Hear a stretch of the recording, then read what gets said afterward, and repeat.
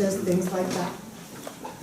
So not only do we have 10 years of experience installing, we have 10 years of experience navigating all of the incentive programs, the ComEd interconnection agreements, as well as the permitting process. Oops. We offer a variety of energy solutions. Electric vehicle chargers, just as a side note, all of the electric vehicle, all of the car manufacturers have committed to phasing out internal combustion engines, including the American automobile manufacturers as well too. So you're going to start seeing more and more electric vehicles. And you may not even notice because they're making them designed just so similar to every other vehicle as well. So in addition, we also do whole house fans, and we started out doing natural gas generators. Solar is quickly becoming the new normal here in Illinois. And it's expected that in the next few years, we're going to see an increase of about 2,000%. And the reason for that is something called the Future Energy Jobs Act. It was passed in 2016, in December of 2016. And what the Future Energy Jobs Act does, it sets a renewable portfolio standard of 25% renewable energy by the year 2025. Just to give you an idea about how much solar is going to be installed in the next few years, right now, Illinois ranks about 35th in the nation for solar installations. I heard a groan. When we reach that 25%, that's going to catapult Illinois up to 12th to 15th in the nation. So it's a lot of solar very, very quickly. And one of the many programs that's fueling this growth is something called the Solar Renewable Energy Credit, or an SREC. So has anybody ever heard of an SREC before? Perfect, perfect. It's also called a REC, based on which legislation the person is referring to, an SREC or a REC. And what that is, it's a production-based credit. So what does that mean? When you go solar, what we do is we calculate how many megawatts of clean energy your system will produce over the course of 15 years. For every megawatt hour of energy which your system produces, you receive this SREC. And the good news is, this SREC has a monetary value. By law, utilities must generate a certain percentage of their energy from clean sources. They can build solar farms, they can build wind farms, or they can say, there's a church in Elgin that has solar. There's a family in Tinley Park. There's a business in Waukegan. And I'm going to take credit for all of this clean energy that's popping up in Illinois.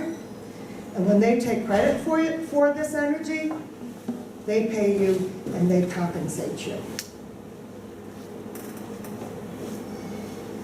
So basically, with the SREC program, you're being compensated for the clean energy attributes of your solar energy system. The system that we designed for you and we propose for you will eliminate 978 tons of coal from being burned. So to say it and look at it another way, almost 925,000 gallons of gasoline do not have to be taken from the earth because of your solar. Question? Over what period of time is that? Your system is 30 years. So your system, that's a good question. Your system, a solar panel has a lifespan 35 years. I think that's a little bit conservative. We like to say 35 years. I was at a Green Fest the other day, and a woman came up to me with panels from 1980, and they were still producing. So over the lifespan of your system, it will eliminate 978 tons or 925,000 gallons of gasoline, which means 2,000 tons of CO2 emissions. The environmental impact of the system that we propose for you is equivalent to planting 47,000 trees.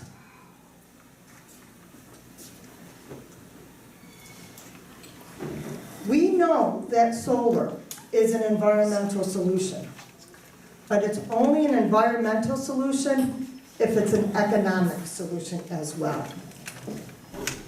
And the good news is that it very much is an economic solution. So let's take a look at some of the economics for the system that we proposed for you.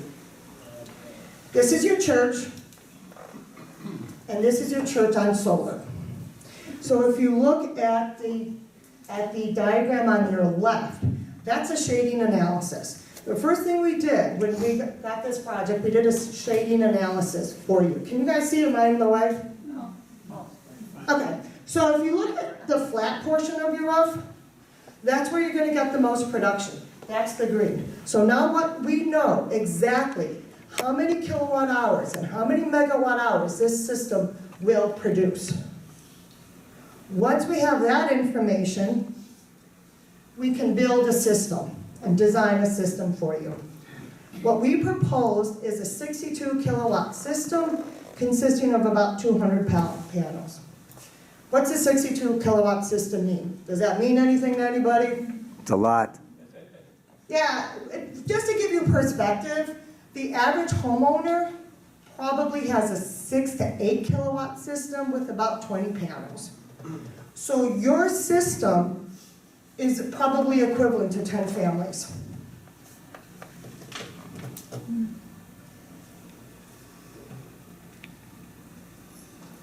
Now the initial cost for this system, including all of the equipment and the installation, is $166,000. Then we have these SRECs. The SRECs will offset that initial cost by $147,000. After the incentives, the net cost is $18,600. No applause? The Not incentive, enough coffee. Maybe you guys need some coffee. You have a question, Don? Question? yeah, the incentive, how long does it take to recoup the incentive? It's going to be 20% over 5 years. So every year you get 20%. Good question, thank you. Then we did, after we did the shading analysis, then we did a production analysis for you. That's what this chart is. The green columns, that represents how much energy your system is going to produce. And the blue area, that represents how much energy your church is using. And we get that blue area, we got that from your electric bill. And what we do, if we add up all the kilowatt hours and all of that you use and how much you're producing, and if we flatten out these two graphs, we are offsetting 103% of your electric usage. So basically, question.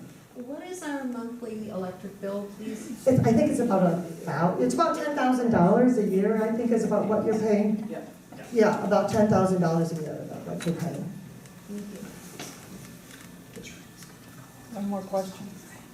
Yes? Just, I don't know how to ask this, but the difference between the green lines and the blue, and then does it equate out? Yes, that's exactly right. So if we add up all of the green lines, that's how many kilowatt hours that your system is going to produce over 12 months. And we have all the kilowatt hours that you're using over 12 months. You're actually producing 3% more than what you use. Okay, so we wouldn't be charged for additional offsets. That's the next that slide. we need. Yeah, so what happens, that's exactly. Okay. There's something called net metering. Okay. Has anybody heard the term net metering? Okay. So what happens with net metering, there will be days, there will be months that you're producing more than you're using. And that's during your spring and summer. Because the green line, your green lines are greater than what you're using. So what happens to all of that excess energy? You can put it in a battery, or you can send it to ComEd. Most cost-effective solution right now is send it to ComEd. So basically, during the spring and summer, you're overproducing, you're sending that excess energy to ComEd, and your meter goes backwards. Then in the fall and winter, you're getting it back, you're taking it back. So this process of sending and taking, because you get bi-directional meter from ComEd, so that happens all day, it happens seamlessly, and it happens without interruption. So it's like a bank. It's exactly like a bank. It's like a cell phone and roll over your minutes. Yeah, we'll be building credits in some months to offset when we're drawing more energy from, when our system can't produce 100% of our energy and we have to draw from ComEd, we'll have credits banked to pay for that. Another question? Did I see another hand go up? Okay. So what will be, we're offsetting your utility usage 100%. What does that mean in terms of dollars? For 30 years, because that's the expected minimum of 30 years, I should say. That's the lifespan of the panels. You can anticipate a savings of $680,000. And if we average that out on a yearly basis, it comes to about $22,000 a year. Karen, can you tell them your math, how you made the projection? Correct. What we do is, we assume that the price of energy, we know the price of energy is going to escalate. And we use a 5% increase in rate increases. So that's why you're going to see that leveling up there. So that's what we use for the rate of escalation, 5%. And that. And then I just wanted to add, so we've gone back and looked at our last 5-year energy bills, and with the exception of the year when the ballasts and the bulbs were changed in all the fixtures, our average electric utility costs have gone up just over 5% per year. So we think the projection is real, based on our history. Think, when you go solar, what you're in effect doing is buying energy for the next 30 years. There's something called the levelized cost of energy. If we take that cost of going solar, divide it by all of the energy, all of the kilowatt hours that it's going to generate, we come up with your levelized cost of energy. And what that amounts to is 2 cents a kilowatt hour. Right now with ComEd, you're paying about 13 cents a kilowatt hour, 12 to 13 cents a kilowatt hour. So basically you're locking it in. That's what that green line, that's your solar. If you don't go solar, then it's just going to go up, and that's that same 5% escalation that Dennis was speaking of. And just to give you an idea, in Massachusetts and Boston, they're already paying like 22, 25 cents a kilowatt hour. From their local utility. Yeah. And the reason you don't see a lot of solar here in the Midwest is not because we don't have a good area for it, we absolutely do. It's because we don't pay as much as the East Coast and the West Coast. Right. It's finances, it's the economic. But it's coming. So here's a look, are there any questions? Did I have enough coffee and explain that pretty well? Okay. So these are our products. This is going to be the mounting system for the flat portion of your roof. It's called a ballasted mounting system. And we, I think Dennis, you guys got to see a little bit of some of our other projects in the area. Yeah, so I would just add, this is an image of Get Guns in East Dundee, where Capital Electric put a solar installation in 4 years ago. Paul and I visited the installation, talked to the owner. The owner's very happy with the system. His only complaint is he didn't go big enough at the beginning. So he's planning on doing more. Right now he put in a system based on, I think, what he could afford and some level of skepticism on his part to generate 25% of his energy, which it is. But he could do a lot more. So he's figuring out a way to try to get to 100%. Yeah. And then we're also going to install some panels on the pitched portion of your church. So that's what that is gonna look like. It's gonna be a black panel. And they stand, it's called a flush mount. It stands off about 3.5 inches from the roof. Reason being, the panels like to be cool. So that extra air, this gap, is gonna help keep the panels cool. Where will that be seen from? Let's see, it's going to be, I can show you a picture. I mean, will we see that from Chicago Street? Where will we see that? Where will the public see that picture? So, Michael can address that question. So if you're on Chicago Street, you probably won't be able to see it. If you're standing on the steps of St. Joseph's Church, which seems to be the gold standard for viewing, and you know what you're looking for, you will be able to see a little line of the tops of the panels, because they're black on a new roof that is mostly, that is a charcoal black. okay, all right, thank you. And It was approved by the historic. Yeah, two rounds with the city for approval, but. I think you did good to do 2 rounds. So is this Chicago Street right here? This is Chicago? Yeah. So this is Chicago, and then this is the flat portion, and then that's the pitched. Yeah, and Karen, correct me if I'm wrong, the flat roof panels, you won't be able to see those from ground level at all. They're gonna be we usually tilt about 10 to 12 degrees. The pitch is about a 10. I thought he said 30, but I could be wrong. No, it's, The roof is 30. Okay. yeah. For the ballasted portion, the flat roof, it's about a 10, 12 degree. Yeah, so you won't see those from the ground.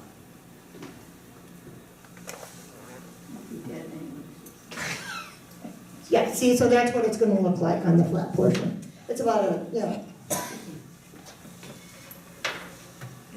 and then that's the pitched. And the panel that we chose for your church is a Panasonic panel. It has one of the best warranties in the industry. It also is one of the best efficiencies as well. Ooh, I'm going a little bit. Keep going. So this is the panel, there's no moving parts. So there's really nothing to maintain. The Midwest receives enough precipitation in the spring and summer that Mother Nature does a really good job of cleaning the panels dirt-free and soil-free. In Nevada and Arizona, they worry more about the dust accumulation. Panels have a 25-year warranty. They also have a production warranty, 90% after 25 years. What that means in year 25, your panel is going to be producing 90% of the original power. What in your house is working at 90% after 25 years? How many cars have you purchased? Aren't you going to have to replace the panel 5 years later? No, absolutely not.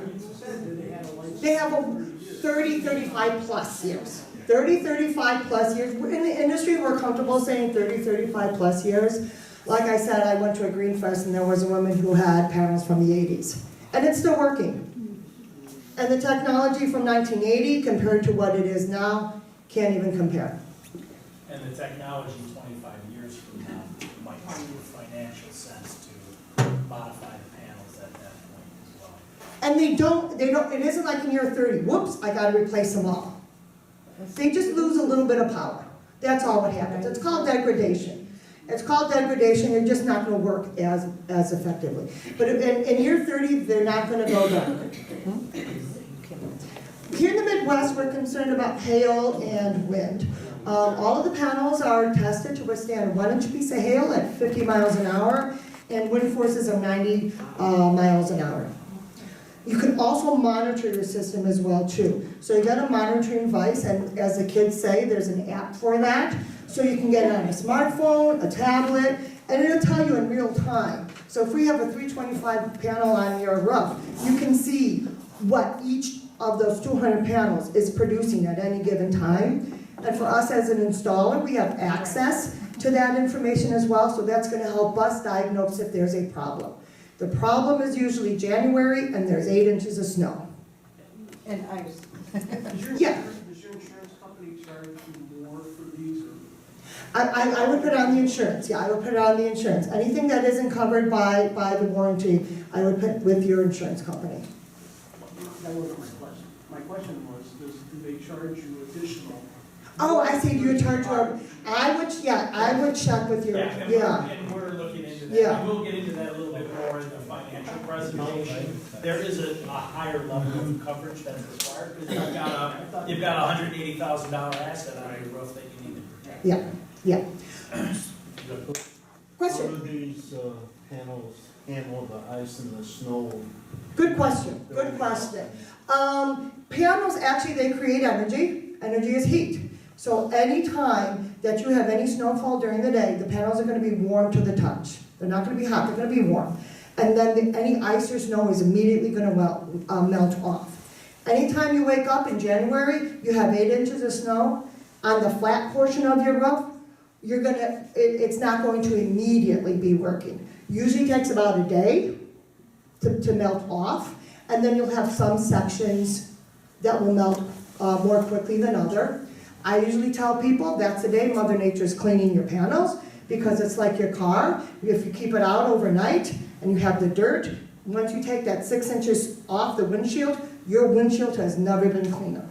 The snow is going to melt very quickly because the top of the panels is a glass. So once it slides off, it slides right off. And I always tell people, as a safety thing, do not get up on the roof. We don't allow our crews to get up on the roof to clean off any of the panels. I know some people, if you go on the University of YouTube, you'll have some folks that they'll take, if they have a ranch, and they'll take a leaf blower and they'll blow it down, but safety first. It's not worth. What happens if you have 6 inches of snow? You're buying from ComEd. You're just taking from ComEd for one day. There's no need or reason to have to clean snow. No, there is no reason. Carla. One other question. All of your figures are based on this idea remaining in the realm of government control. But there is a move afoot in this country, on the part of one political party, to privatize as much. What would happen if this system were privatized? Well, you own this. I mean, that's an ownership question. You own the system. So you own the system. And there are just incentives paid for by the utilities. Utilities are paying for these incentives. They're basically paying you to go solar so they don't have to. So, Carl, the way I would answer your question is, if the congregation approves moving forward with the system, the next step for Capital Electric is to work with ComEd to get an interconnection agreement. Once that's done, we have a contract with ComEd for them to pay us this X-Rex money through a third party over 5 years. Beyond that, I mean, we own the system.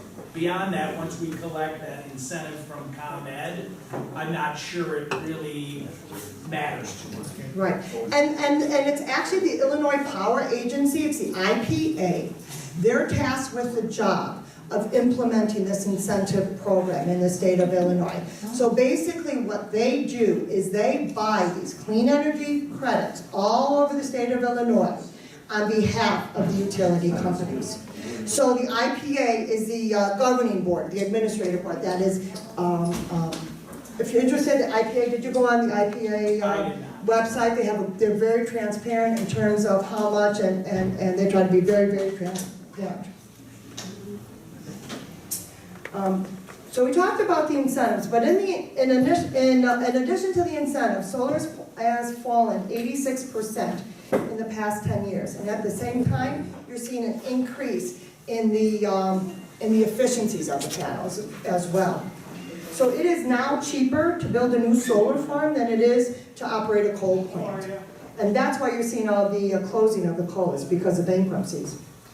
This is Eastern Kentucky. This town, Benham, Kentucky, they get 90% of their electricity from coal. This is a Kentucky Coal Mining Museum. This is a Kentucky Coal Mining Museum with solar. They're a nonprofit organization. They could not pay their bills with rising cost of energy, and they went solar. They installed about 80 panels on the roof of their building. So in closing, and I like to say that the sun provides enough energy to power the planet for an entire year in just 1 hour. We just have to figure out how to harness it. So let the sun shine on your roof, and I've got a few photos that I can show you. While you've got, if there's any other questions that I missed along the way. Are all the panels Panasonic? Yes, Because I they are know all that there's Panasonic. another name brand that's had some trouble. They're all Panasonic, Okay. and then the flat portion, it's gonna be a blue panel, you won't even see it. And then we put a black panel on the pitched portion facing the roof. Okay. And is there a time frame this has to be done by? Do the Well, credits go we'll away? Is talk that about when- that in the next part. Okay. It's, I would say this is, there is a time frame. We'll get into it. The incentives change. So you're not locked into the maximum incentive, or you don't know your exact incentive until you have this connection agreement with Congress. If we were to wait, then the incentives become unknown. They'd probably still be there, we just don't know at one point. And they decrease, so once we fill out their different blocks, or different buckets, once we fill up all of the first buckets, then we go to the second tier and the third. So every time we fill up a tier, the IPA fills up that tier, we go to a second tier, and the credits are not as advantageous. And it's Panasonic that's actually warrantying the panels, not you? That's a manufacturer's warranty. Manufacturer's warranty. And then we have a workmanship warranty as well, which is 10 years. And where are they made? Panasonic makes some in here in the US. I want to say New York, if I Buffalo, remember. New York. Yeah, New York. Buffalo. New Yorker. What's the environmental impact in the manufacture of the solar panels? I want to say now, you're probably in the 1 to 2 years. Then it's already paid for its. No, that's not what I'm asking. Oh, I'm sorry.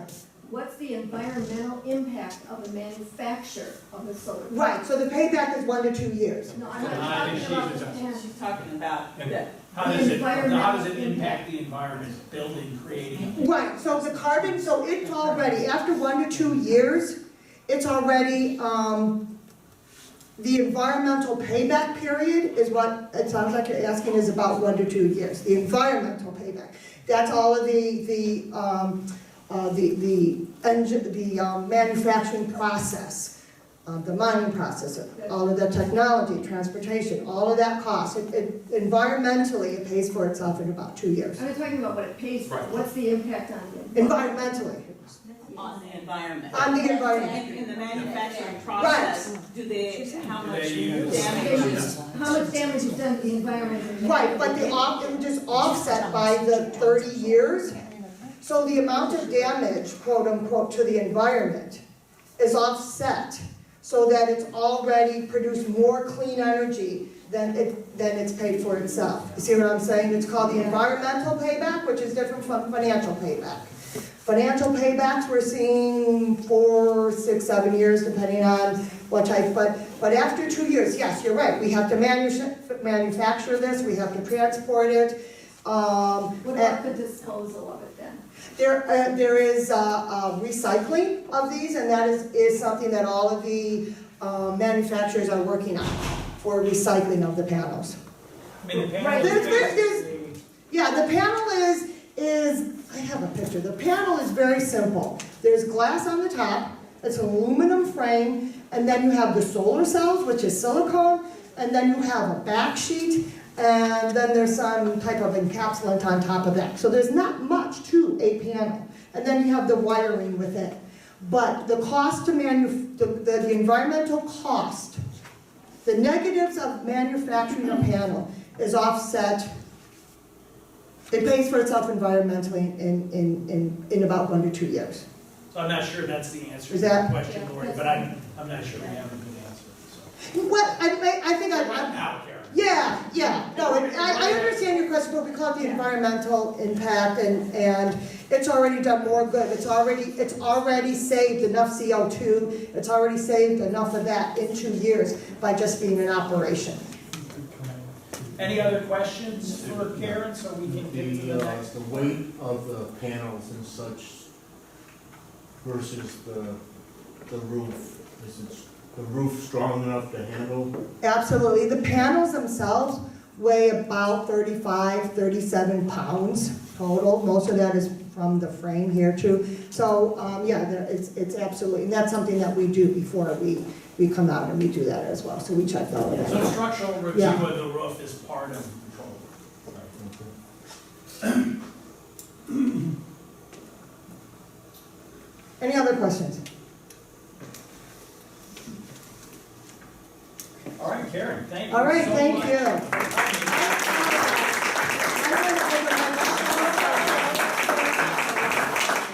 No, well, we answered lots of questions, Yeah, and that, okay, and we'll that get part out is of great. there. The other thing that I would mention to the group here, Steve Stoppaker couldn't be here today because he's traveling for work, but he's had a solar energy system on his home for the last 4 years, installed by the folks at Capital Electric. He's been very pleased with the performance of the system, the installation process by the folks at Capital. He's gotten 4 of his neighbors to install systems via Capital Electric as well.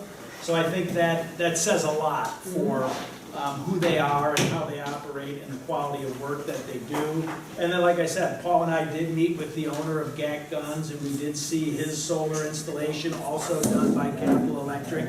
And he was very complimentary of the work that they've done, the way the system is performing, as they told him it would. So, thanks again, Karen, for coming. Everything.